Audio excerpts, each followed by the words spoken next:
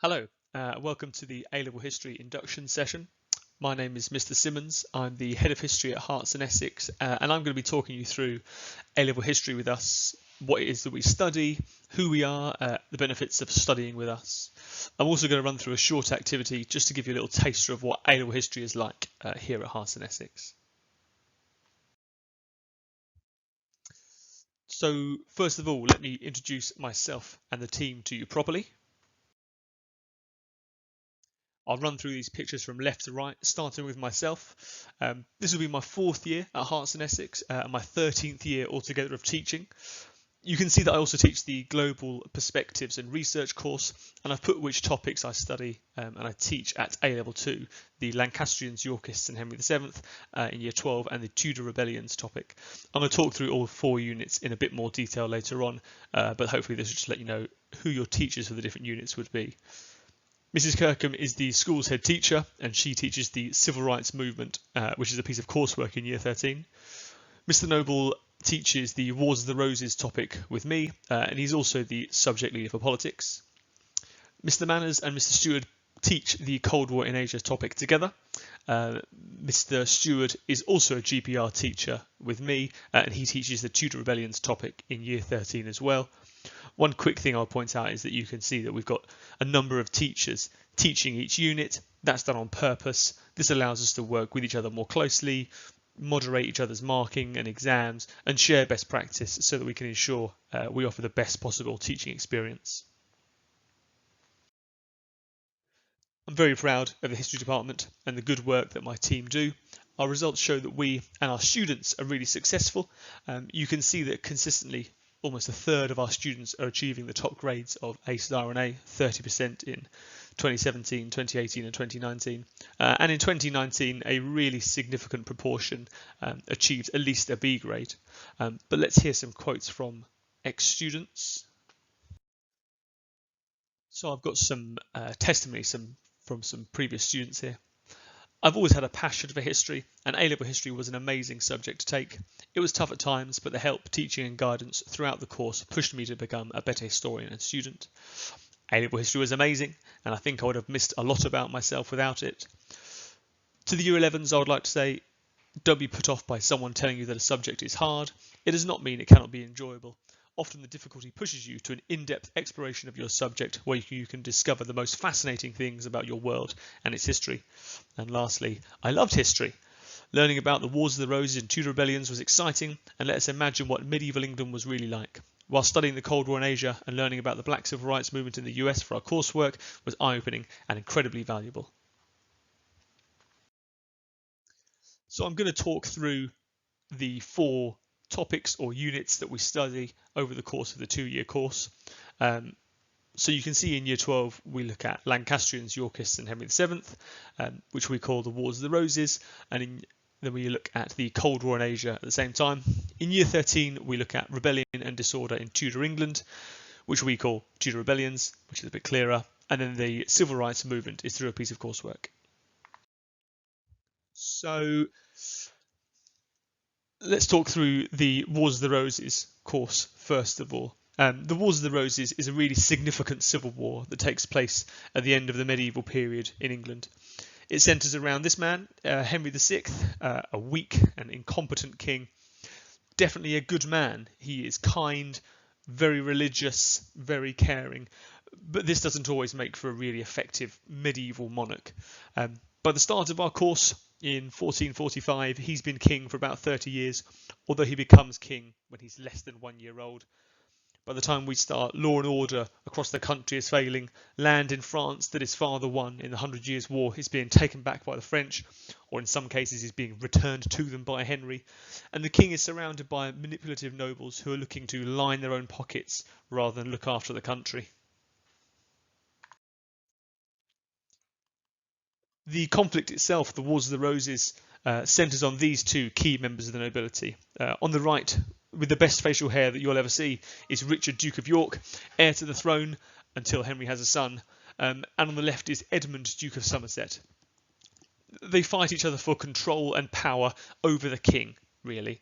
And we see this play out through political intrigue, rumours of an affair between Somerset and the Queen, 20 battles fought over a 30-year period, thousands killed and wounded in battle, including the Battle of Towton, where 60,000 men fight a bloody battle in a blizzard.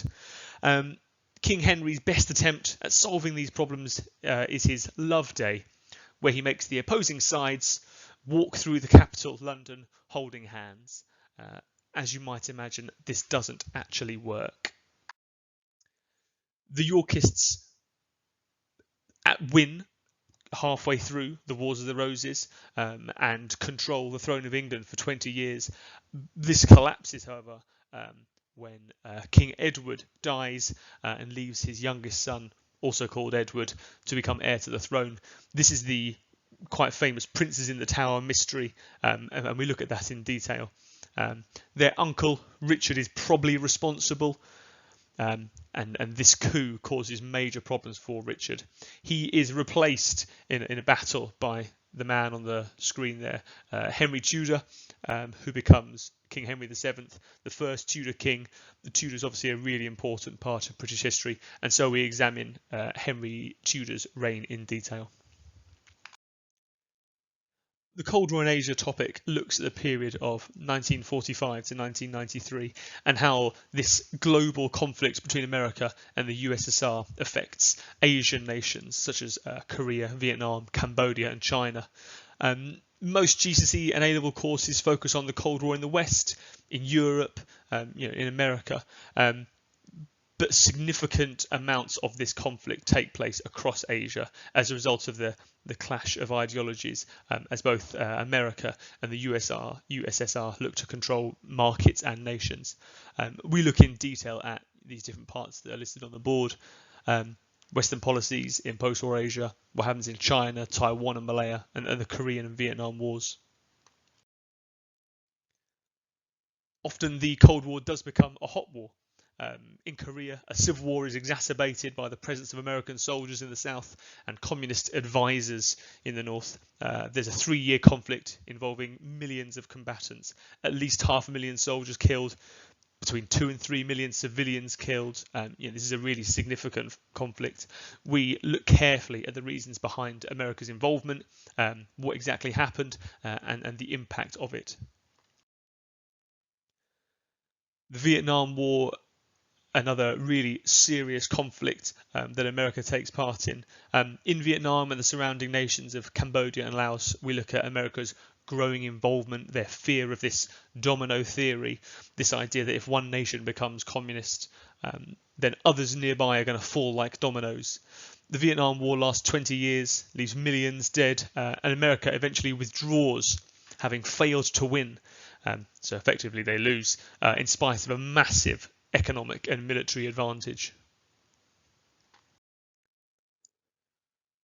Towards the end of year 12, we finish the Wars of the Roses topic and we begin the Rebellion and Disorder in Tudor England course. There's a little bit of overlap here, so we study Henry VII in a different way. Not again, but in a different way. This is a valuable thing. It gives the students that study it, a bit of context about what's happening during the Tudor period and why it's happening. The Tudor Rebellions course I teach looks thematically at the whole Tudor period. So we look at these 20 rebellions over the course of the Tudor reign from 1485 to 1603. Often Tudor England is presented as this bastion of English history, this golden age where England becomes something that we recognise in modern England rather than a medieval country. In reality, it is not as peaceful as primary school history might make it sound. Henry VII faces an army of almost 50,000 rebels opposing his changes to the Catholic Church. His son Edward faces what's called the Year of Commotion that paralyses the nation with riot and rebellion. Henry VII has to fight himself in battle to protect his throne. Mary I is actually a rebel herself. She takes the throne back from Lady Jane Grey, and even Elizabeth I faces significant problems, especially in Ireland, where Spanish soldiers land and work with Irish clan chiefs. The way that this course works is significantly different to previous courses in history that you've probably studied, rather than starting at the start of this timeline with Lovell's Rebellion and Simnel's Rebellion.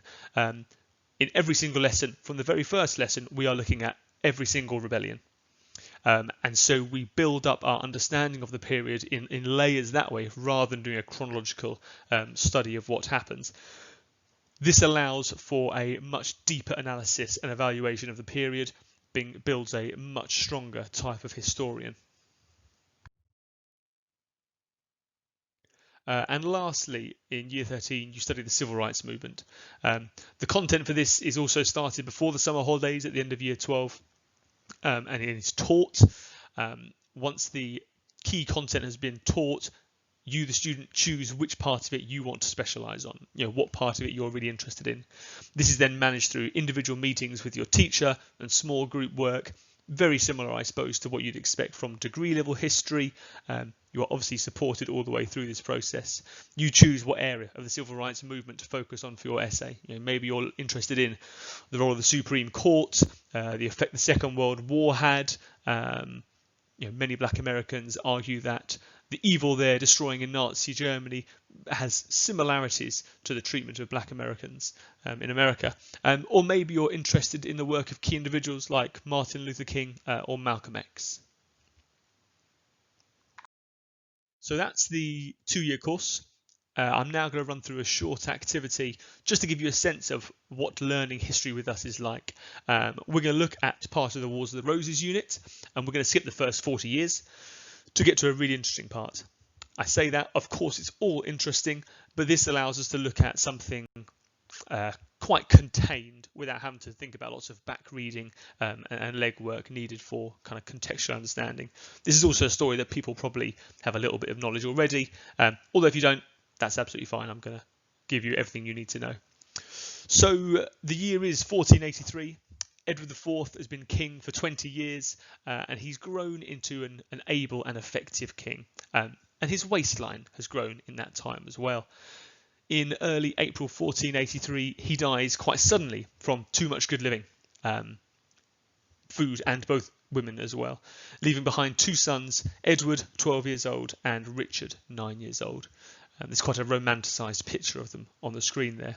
The king's brother, also called Richard, this reusing of names becomes a fairly common problem for our course, but Richard heads south to the capital, takes control of the 2 boys from their mother's family and keeps them in the Tower of London. This is an imprisonment in a dungeon.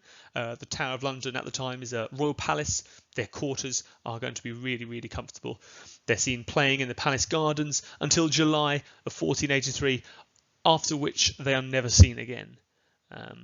Richard says he discovers evidence that King Edward had been previously married and declares the princes illegitimate. And on the 6th of July, he is crowned King Richard III. So what happens to these boys? Richard has been a loyal brother to King Edward IV, fights in battles to help him win the throne, and then rules the north of England for him for a long period of time. In 1497, so after Richard's reign, a man called Perkin Warbeck claims to be Prince Richard, which is the younger of the 2 princes. So there's sort of evidence there that they survive, although Perkin Warbeck is arrested and argued to be lying. Many believe that Richard was a really good man and not responsible for the deaths of these 2 boys. We're going to look carefully at the evidence available and make a decision on Richard III. Is he guilty?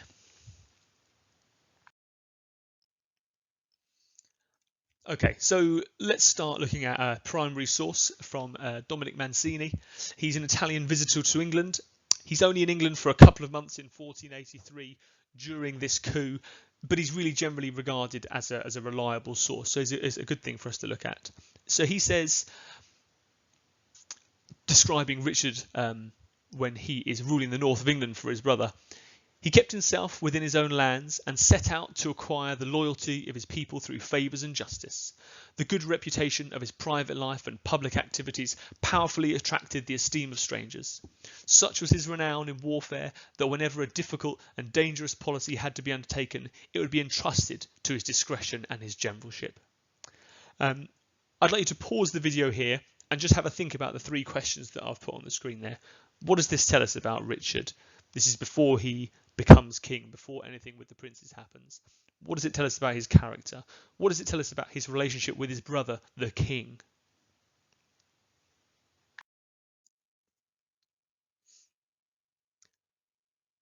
So a few things that you might have said about that source are that it tells us that Richard is smart, careful, tactical, and very loyal to his brother.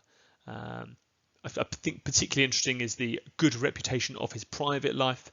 He's a young man, he's new to rule, he gets a good reputation really quickly and really effectively, and that's not an easy job in medieval England, especially when Richard and Edward have replaced Henry VI and his family on the throne. Is this the man that is responsible for the murder of his brother's children, 12 and 10 years old?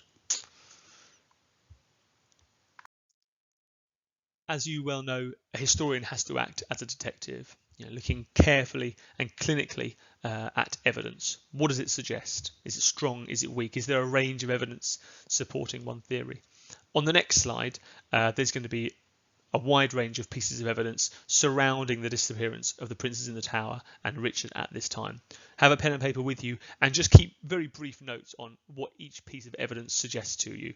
You might want to put it into two sides of the argument, guilty, not guilty. What evidence is really convincing as well?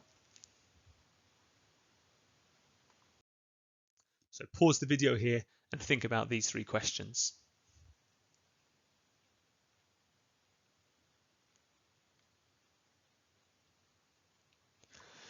If you've restarted the video, it's going to change and I'm going to talk you through my thoughts on these different pieces of evidence. So here I'm going to talk through some of the things that you may have picked out and my thoughts on them. This isn't a be-all and end-all, however, so you've probably got a range of other very valuable conclusions, but I'll go through my thoughts on some of the key things.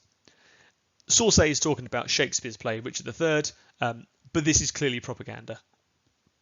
Elizabeth I is granddaughter of Henry VII, Henry VII who takes the throne in battle from Richard III. As a woman and an unmarried childless woman, she has to make sure her legacy is secure, and she is in a difficult place in a patriarchal world. Sources B and C I always find really interesting. Like Mancini's testimony earlier, they tell us that Richard is clearly an effective, intelligent and composed ruler, both of the North before he becomes king and when he becomes king as well. He has always supported his brother, even when his other brother, the third brother, rebels against them both in 1470 and they're exiled to the continent. Richard comes back with Edward and takes England with him in 1471. But sources D and E show us why this intelligent tactician may have been pushed into a rash action with the princes. He's clearly got motive. Worried about losing power, worried about losing his position, and worried about losing maybe more if the Woodvilles looked to totally remove him. It also shows us that Richard is in control of the country when the princes disappear.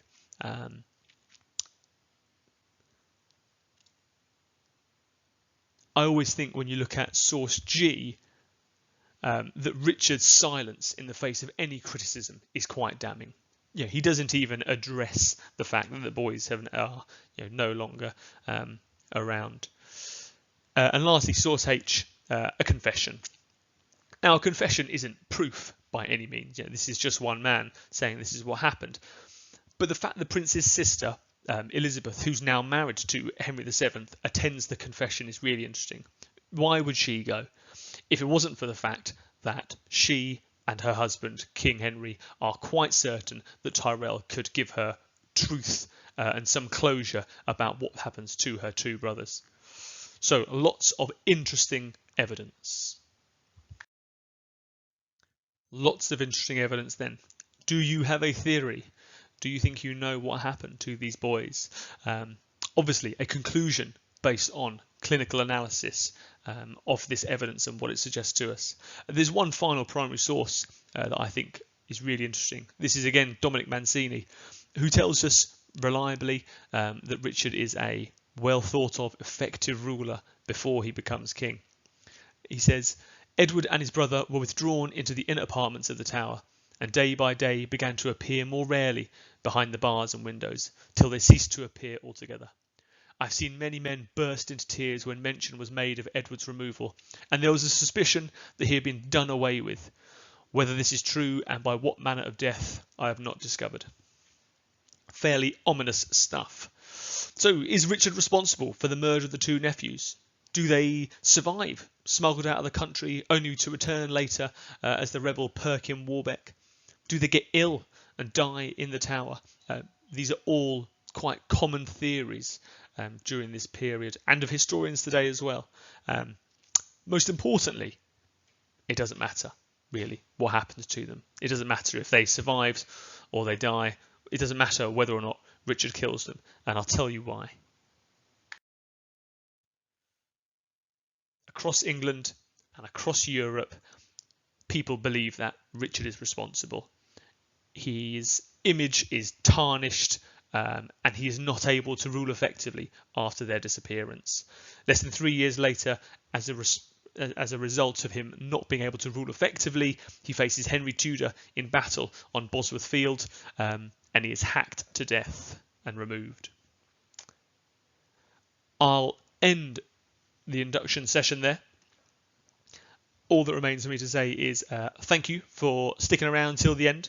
I hope you found it interesting and enjoyable, and I hope to see you next year.